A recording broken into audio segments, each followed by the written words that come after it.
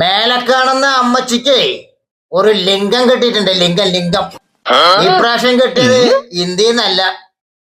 അങ്ങ് അങ്ങ് ഞാൻ പറയുന്നില്ല, അത് അമ്മച്ചി തന്നെ പറയും. കേട്ടു നോക്ക. പർവ്വതനിരയുടെ മുകളിൽ പാറയിൽ കുത്തിയെടുത്ത രീതിയിലുള്ള ഒരു ക്ഷേത്രത്തിന്റെ അവശിഷ്ടം റിയാദിനടുത്തുള്ള ഇന്ത്യയിലുള്ള മുസ്ലിം പള്ളികളുടെ അടിയെല്ലാം കഴിഞ്ഞു. ഇപ്പോ റിയാദിലെത്തി അമ്മച്ചി. എന്നിട്ട് പാവോ മേഖലയിൽ ഏകദേശം 8000 വർഷം പഴക്കമുള്ള ഒരു പുരാതന നഗരത്തിന്റെയും ക്ഷേത്രത്തിന്റെയും അവശിഷ്ടങ്ങൾ കണ്ടെത്തി.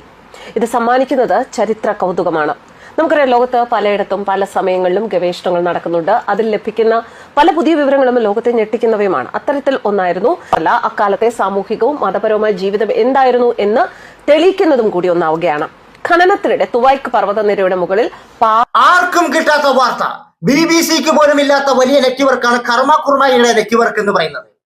അല്ലെങ്കിൽ എന്റെ പൊന്നാരമ്മച്ചി, നിങ്ങൾക്ക് മുസ്ലിങ്ങളെ കാണുമ്പോഴും മുസ്ലിം രാജ്യങ്ങളെ കാണുമ്പോഴും നിന്നെപ്പോലുള്ള നാടുകൾക്കും നാറച്ചുകൾക്കും ചൊറിച്ചിൽ കൂടുതലാണെന്നറിയാം. ആ ചൊറിച്ചലിന്റെ പേരിലാണല്ലോ ഇന്ത്യയിലുള്ള മുസ്ലിം പള്ളികളുടെ അടിയിൽ കുഴിച്ചു മാതിയിട്ട് അവിടെ ലിംഗമുണ്ടോ എന്ന് തപ്പിക്കൊണ്ടിരിക്കുന്നത്.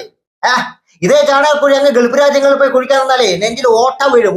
അങ്ങ് ചെല്ലേ, ലിംഗം തപ്പിക്കൊണ്ട് ചെല്ലേ, ലെഞ്ചിന്റെ അകത്ത് ഓട്ട വീഴും. പിന്നെ ആ ഓട്ടക്കകത്ത് കയറിയിട്ട് അമ്മച്ചിന്റെ നെഞ്ചിൽ വീണ ഓട്ടക്കകത്ത് കയറിയിട്ട് തപ്പേണ്ടി വരും ലിംഗമുണ്ടോന്ന്.